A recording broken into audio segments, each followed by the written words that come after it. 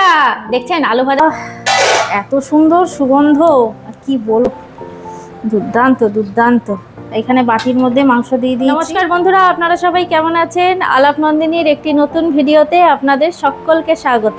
আজকে শনিবার, এখন তো রোজই অনেক ভোরবেলায় উঠতে হচ্ছে, বাবুর বাবার মর্নিং স্কুল, সেই জন্য তা আজকেও যথারীতি অনেকটা ভোরবেলায় উঠেছি। আজকে উঠেছি 5:15টার সময় উঠে পড়েছি। একদিকে ভালো জানেন তো বন্ধুরা, এই গরমকালে সকাল সকাল উঠে গেলে না অনেকটা কাজ এগিয়ে যায় অনেক তাড়াতাড়ি। তা ঠিক আছে, তারপরে একটু চা খেলাম, চা খেয়ে ঘুমটা কাটলো। উঠে নিয়ে 1 কাপ চা খাই, প্রথমে একটু র চা খেলাম। র চা খেয়ে আপনাদের দাদাও বেরোলো, চা বিস্কুট খেয়ে বেরোলো। আসলে অত সকাল সকাল না কিছু খেতে চায় না, বলে যে শুধু চা বিস্কুট দেবে, চা বিস্কুট খেয়ে যাব। তো চা বিস্কুট খেয়ে বেরিয়েছে, আমি ওই বিছানাপত্র তুলে নিয়েছি। আর আজকে বাজার যেতে হয়নি, আজকে তো শনিবার, আজকে আপনাদের দাদা তাড়াতাড়ি চলে আসবে, সেই জন্য বলেছে আমি ঘরে ফেরার পথে বাজারটা করে আনবো। না ঠিক আছে, ভালোই হয়েছে, আজকে আর যেতে হবে না। আর আজকে সকালে টিফিন করব বন্ধুরা সুজির পরোটা। ওই যে আগের দিন যেরকমভাবে দেখিয়েছিলাম সুজির পরোটা করেছিলাম, হালকা করে ঘিয়ে ভেজে নিয়ে তারপরে আটা দিয়ে মেখে নিয়ে সেটাই একদম রেডি করে লেচি কেটে রেখে এসেছি নিচে, আলুটাও কেটে এসেছি। আলু ভাজা, সুজির পরোটা, আর ফ্রিজে পাকা আম আছে, এখন তো পাকা আম রোজই আসছে। আর দেখি কি বাজার আসে, সেই বুঝে রান্নাবান্না সব হবে। আজকে ভাবছি রান্নাবান্না করে তারপর একেবারে স্নান করতে যাব। বন্ধুরা, আমি এখানে বসে আপনাদের সাথে কথা বলছি, আর চিঙ্কি নিচে ছিল, যেই দেখেছে ক্যামেরাটা অন করতে লাফ মেরে, 1 লাফ মেরে এই যে আমার পাশে এসে শুয়ে পড়েছে। এই দেখুন, নিচে ছিল কিন্তু এতক্ষণ। এই যে চিঙ্কি, আসো না, তুমি শুয়ে পড়েছো? চিঙ্কির খাওয়া হয়ে গেছে, চিঙ্কি খাওয়া দাওয়া করে এখন একটা ঘুমা করবে, ঘুম দেবে, তাই তো? এখন তুমি ঘুমা করবে? খাওয়া দাওয়া হয়ে গেছে তোমার? ঠিক আছে, শুয়ে থাকো, আমি যাই নিচে, ঠিক আছে? চলুন তাহলে বন্ধুরা নিচে যাই, নিচে গিয়ে টিফিনটা রেডি করি। এই যে বন্ধুরা, টিফিনটা রেডি করে একদম বসে পড়েছি, এবার চটপট করে খাওয়া দাওয়া করে নিই। আর এই সুজির পরোটাগুলো খেতে এত ভালো লাগে না, মুখে দিলেই যেন মনে হয় একদম মিলিয়ে যায়। আর দেখুন কতটা নরম হয়, ভীষণ সফট হয়। এই যে আলু ভাজা, আম কেটেছি, এর থেকে ভালো টিফিন আমার মনে হয় আর হয় না। গরম গরম পরোটা, আলু ভাজা আর আম, দারুণ। ঠিক যে আলু ভাজা খেতে এসছে, যাওয়া যাবে না, তোমার খাওয়া হয়ে গেছে, এসব খায় না, এগুলো ভালো না, এগুলো ভালো না, এগুলো খায় না। বন্ধুরা চলুন টিফিনটা করে নিই, টিফিনটা করে নিয়ে তারপর আপনাদের সাথে শেয়ার করছি আজকে কি কি রান্না হবে, কি কি বাজার হয়েছে। খায় না আলু ভাজা, দেখছেন আলু ভাজা খাওয়ার জন্য উঠেছে এখানে। বন্ধুরা আজকে বাজার এসছে মুরগির মাংস। এই যে মাংসটা ধুয়ে পরিষ্কার করে নিয়েছি, আর মাংসটা ম্যারিনেট করব। এখানে পেঁয়াজ বাটা নিয়েছি, আদা রসুন লঙ্কা বাটা, হলুদ, লবণ, আর এখানে রয়েছে টক দই, আর এখানে রয়েছে সর্ষের তেল। এই সমস্ত কিছু দিয়ে মাংসটা ম্যারিনেট করে রাখবো। তাহলে আজকে কি হচ্ছে, আলু দিয়ে মুরগির মাংসের কষা হবে। আজকে বেশি ঝোল করব না, একটু মাখা মাখা হবে। মাংসতে কোনো জল আমি অ্যাড করব না, মাংসের জল দিয়েই মাংস আজকে সেদ্ধ করব। এই হবে এই কষা মাংসের সাথে। বন্ধুরা আরেকটা কিন্তু রাইসের আইটেম আমি করব, সেটা কি করছি সেটা আপনারা দেখতে থাকুন। প্রথমে মাংসটা ম্যারিনেট করে রাখি, মাংসটা ম্যারিনেট করে কিছুক্ষণ আমি রেখে দেবো। আর মাংসে আলু দিতেই হবে, ছেলে বলে দিয়েছে মাংসে আলু দিতে হবে।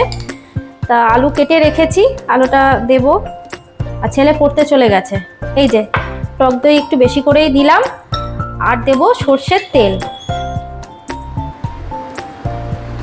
এই আর দেব না।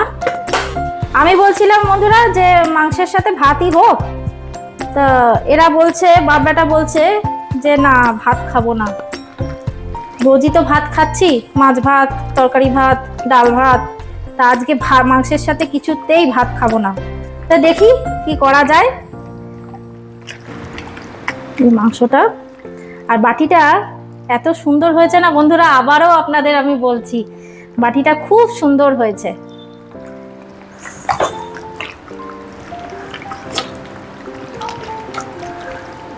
ম্যারিনেট করে আমি 1 ঘন্টা রেখে দেবো। এই যে বন্ধুরা মাংসটা কষাচ্ছি, আলুগুলো ভেজে রেখেছিলাম, আলুগুলোও দিয়ে দিয়েছি, খুব সুন্দর মতন করে কষাচ্ছি। আর যা সুন্দর গন্ধ বেরিয়েছে না। আমি মাংসতে সাধারণত টমেটোই দিই, তা আজকে একটু টমেটো সস দিচ্ছি। এবার টমেটো সসটা দিয়ে আরেকটু কিছুক্ষণ কষিয়ে নেব।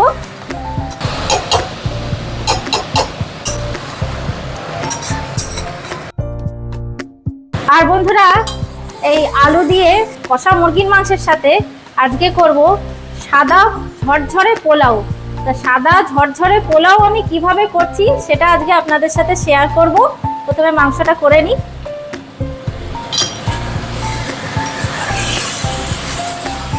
বন্ধুরা, এই যে মাংস আমার রেডি, দেখুন কালারটা। আজকে মাংস করার সময় না তেলের মধ্যে আমি অল্প করে একটু চিনি দিয়ে চিনিটাকে ক্যারামেলাইজ করে নিয়েছি, তারপর মাংসটা দিয়েছি। কালারটা দেখুন কি অসাধারণ হয়েছে কালারটা মাংসের, আর খেতেও না দারুণ হয়েছে, দারুণ হয়েছে আজকে মাংসটা। চলুন তাহলে এবার পোলাও রান্নাটা শুরু করি। এই যে পোলাও রান্নার জন্য আমি এখানে এই কাপের 7 কাপ চাল নিয়ে নিয়েছি। 7 কাপ চাল নিয়ে নিয়েছি, গোবিন্দভোগ চাল নিয়েছি, পোলাওয়ের চাল।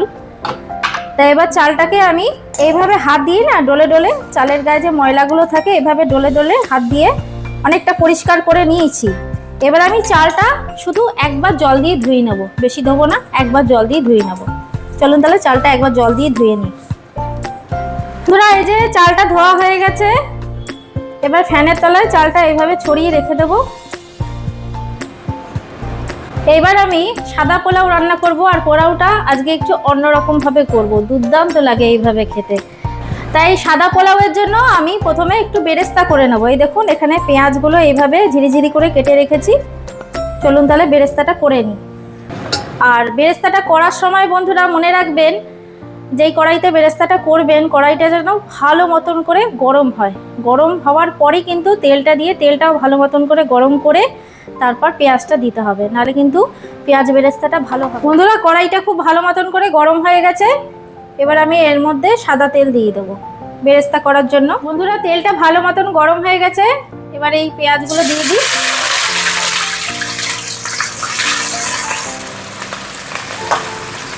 পুরো পেঁয়াজটাই দিয়ে দেবো। এবার বেরেস্তাটা ভালো মতন করে ভেজে নেব। বন্ধুরা, বেরেস্তাটা ভাজা হয়ে গেছে। আর বেশি লাল করে ভাজবো না, তাহলে ঠান্ডা হয়ে গেলে একদম কালো কালো হয়ে যাবে। এবার আমি বেরেস্তাগুলো তুলে নেব। এই যে একটা ঝাঁঝরি নিয়েছি, ঝাঁঝরির সাহায্যে এই একটা প্লেটের মধ্যে টিস্যুটা রেখেছি, পেতে রেখেছি। এই টিস্যুর উপরে আমি এই পেঁয়াজগুলো তুলে নেব, এইভাবে ছড়িয়ে দেব। বন্ধুরা, এই যে বেরেস্তাগুলো তুলে নিয়েছি, এভাবে ছড়িয়ে রেখেছি। আর এই বেরেস্তা ভাজা তেলেই বন্ধুরা আমি পোলাওটা রান্না করব। বেরেস্তা ভাজা তেলে যদি পোলাও রান্না করা হয় না, পোলাওয়ের স্বাদ 3 গুণ বেড়ে যায়, খুব ভালো হয় খেতে। আর পোলাওয়ের ঘ্রাণ আপনারা যদি আরও বেশি বাড়াতে চান, তাহলে এই যে কয়েকটা জয়িত্রী কিন্তু দিয়ে দেবেন, তাহলে কিন্তু দুর্দান্ত সেন্ট হবে। এই যে কয়েকটা জয়িত্রী দিলাম, আর দেব এই যে 6-7টার মতো লবঙ্গ, 7টার মতন এলাচ, আর দেব দারচিনির টুকরো 4টে, আর দেব 2টো তেজপাতা, এভাবে ছিঁড়ে দিয়ে দেব। এবার ফোড়নটাকে ভেজে নিই। দেখুন বন্ধুরা, ফোড়নটা ভাজা হয়ে গেছে। এবার আমি এই যে চালটা রেখেছিলাম ধুয়ে, দেখুন চালটা কি সুন্দর ঝরঝরে হয়ে গেছে। এই চালটা আমি এবার এর মধ্যে দিয়ে দেবো, পুরো চালটা দিয়ে দেবো। চালটাকে আমি ওই 2 মিনিটের মতন একটু ভেজে নেব। পোলাওয়ের চাল সবসময় ভেজে রান্না করলেও কিন্তু পোলাও ঝরঝরে হয় আর ভালোও লাগে খেতে। 2 মিনিটের মতন ভেজে নিই। বন্ধুরা, এখানে চালটা ভাজা হয়ে গেছে। দেখুন চালটা ভাজা হলে না চালের রংটা একটু অন্যরকম হয়ে যায়। খুব সুন্দর মতন ভেজে নিয়েছি চালটা। এবার আমি এর মধ্যে দেব জল। তা আমি এখানে নিয়েছি 7 কাপ চাল, এই কাপ মেপেই আমি দেব 14 কাপ জল। যতটা চাল নেবেন তার ডাবল জল দেবেন। তো এখানে ইন্ডাকশানে আমি জলটা গরম করে নিয়েছি। এবার মেপে আমি এখানে জলটা দিয়ে দেব। 2, 3, 4, 5, 6। বন্ধুরা আমি এখানে 14 কাপ জল দিয়ে দিয়েছি, জলটা একটু এবার ফুটে উঠুক।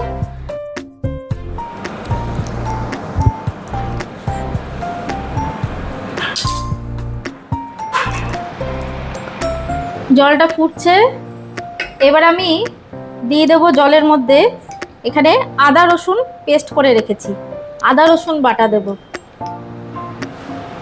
এই 1 চামচ আর এই 2 চামচ। এর একটু নাড়িয়ে নিতে হবে। সেই সাথে দিয়ে দেব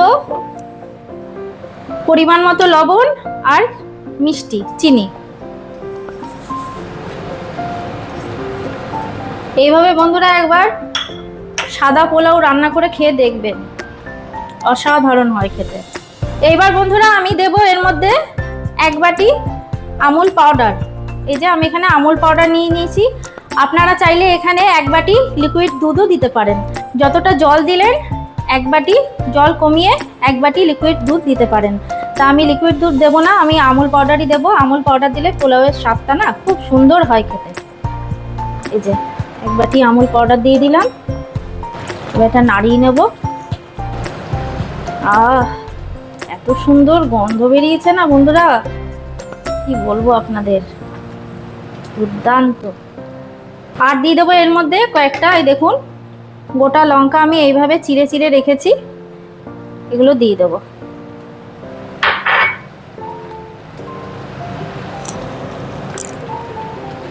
সমস্ত কিছু তো দেওয়া হয়ে গেল। এবার আমি ঢাকা দিয়ে রেখে দেবো 10 মিনিটের জন্য। এই যে, আর গ্যাসের ফ্লেমটা একদম লোতে থাকবে। 10 মিনিট আমি ঢাকা দিয়ে রাখবো। 10 মিনিট হয়ে গেছে, এবার দেখি ঢাকাটা তুলে। এবার এইভাবে নিচ থেকে চালটা উপরে উঠিয়ে নেব, নেড়ে নেব ভালো মতন করে হালকা হাতে। দেখুন বন্ধুরা আমি এখানে সিলিকনের একটা খুন্তি নিয়েছি, এটা দিয়ে করলেই ভালো, চালগুলো ভেঙে যাবে না, সুন্দর থাকবে। এইবার আমি এর মধ্যে দেব বেরেস্তা।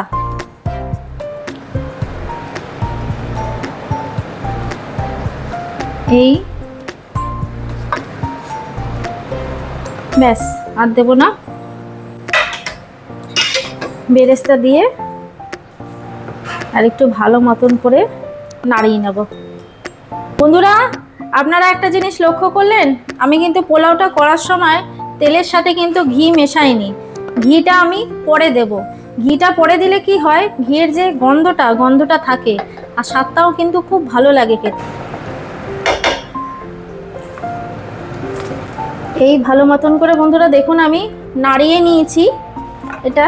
এবার আমি এই কড়াইটা এই দিকটায় রেখে নিয়ে একটা তাওয়া বসিয়ে তাওয়াটাকে একটু গরম করে নেব। তাওয়াটা একটু গরম হোক।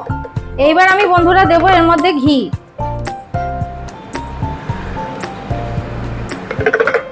আর একটু দেব, ব্যাস। ঘিয়ের সাথে চালটা একটু মিশিয়ে নিই। এইভাবে বন্ধুরা ঘি দিয়ে পোলাও রান্না করবেন, ঘিয়ের গন্ধটাও থাকে আর স্বাদটাও খুব ভালো লাগে খেতে। এবার আমি এই খুন্তিটার সাহায্যে চালটা ভালো মতন করে বসিয়ে নেব, প্লেন করে নেব, কোনো চাল যেন উঠে না থাকে। সমস্ত চাল আমি বসিয়ে নিয়েছি, আর এইদিকে আমার এই তাওয়াটাও গরম হয়ে গেছে। এবার এই কড়াইটা আমি এই তাওয়াটার ওপর বসিয়ে গ্যাসের ফ্লেমটাকে একদম লোতে রেখে ঢাকনা দিয়ে 20 মিনিটের জন্য দমে রেখে দেবো। 20 মিনিট এটা দম হোক। 20 মিনিট হওয়ার পর আমি আপনাদের সামনে আবার ফিরে আসছি। বন্ধুরা 25 মিনিট পর ফিরে এলাম। 20 মিনিট হয়ে যাওয়ার পর গ্যাসের ফ্লেমটা অফ করে দিয়ে 5 মিনিট স্ট্যান্ডিং টাইমে রেখেছিলাম। এবার দেখি ঢাকনাটা তুলে, এত সুন্দর সুগন্ধ, আর কি বলবো আপনাদের। এবার এইভাবে দেখুন বন্ধুরা, একেবারে তৈরি হয়ে গেছে ঝরঝরে সাদা পোলাও। একদম ঝরঝরে হয়েছে কিন্তু, দেখছেন। আমি যেইভাবে দেখালাম, জলের মাপটা যেটা বললাম সেইভাবেই আপনারা করবেন। পোলাও কিন্তু একেবারে ঝরঝরে তৈরি হবে। দেখুন, এই যে এবার থালার মধ্যে বেড়ে নেব। ও দুর্দান্ত দুর্দান্ত। এখানে বাটির মধ্যে মাংস দিয়ে দিয়েছি, কয়েক কুচি শসা, আর এই যে পোলাও। বন্ধুরা কেমন লাগলো তাহলে আজকে দুপুরের আমার লাঞ্চ মেনু কমেন্টে কিন্তু অবশ্যই জানাবেন। আর আমি যেই পদ্ধতিতে পোলাওটা রান্না করলাম, সাদা পোলাও, এইভাবে একদম করবেন আপনারা, খেতে কিন্তু খুব ভালো হবে আর একদম ঝরঝরে হবে।